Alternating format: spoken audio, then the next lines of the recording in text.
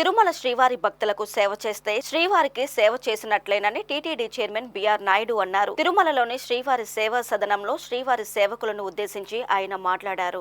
శ్రీవారి సేవ చేసే మహాభాగ్యం అందరికీ రాదని, అలా అవకాశం వచ్చిన వారు ధన్యులని అన్నారు. రథసప్తమి సందర్భంగా శ్రీవారి భక్తులకు సేవలందించిన వారికి కృతజ్ఞతలు తెలియజేశారు. టీటీడీ చైర్మన్ పదవి వచ్చినా తాను ఒక సేవకుడినేనని అన్నారు. శ్రీవారి సేవ చేసే అవకాశం మరింత మందికి వచ్చేలా చర్యలు తీసుకుంటామన్నారు. అనంతరం 520 మందికి ఆటోమేటిక్ అలాట్మెంట్ ద్వారా శ్రీవారి ఆలయంలో పనిచేసేందుకు ఆన్లైన్లో డిప్ సిస్టమ్ బటన్ నొక్కి అవకాశం కల్పించారు. శ్రీవారి సేవ చేయటం అంటే అది సామాన్యమైనది కాదు, అందరికీ అవకాశం రాదు. ఈ అవకాశం వచ్చిన మీ అందరికీ నేను ప్రత్యేకంగా ధన్యవాదాలు, కృతజ్ఞతలు తెలుపుతున్నాను.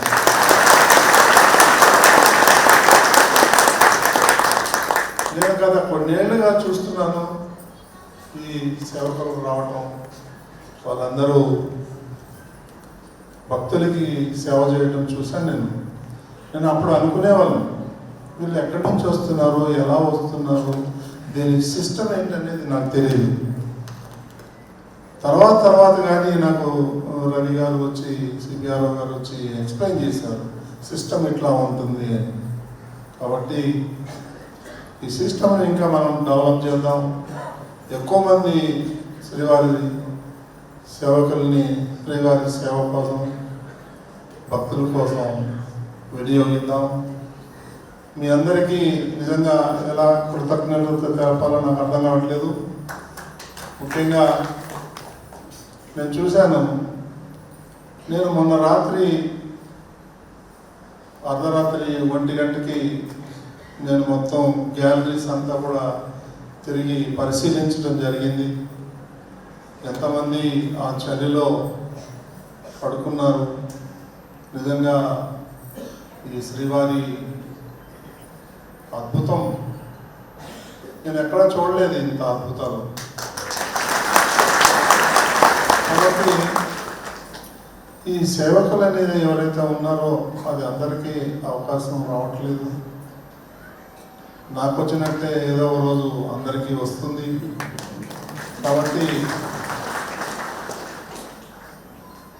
సిపిఆర్ఓ గారు చెప్పారు, ఇది వ్యవస్థ 2000 సంవత్సరం నాడు ప్రారంభించారు. శ్రీ కంచి పీఠాధిపతి శ్రీ జయేంద్ర సరస్వతి గారు. అప్పటి నుంచి ఇప్పటి వరకు ఎవరైతే సేవకులు పనిచేస్తున్నారో వాళ్ళు చాలా అద్భుతంగా పనిచేస్తున్నారు.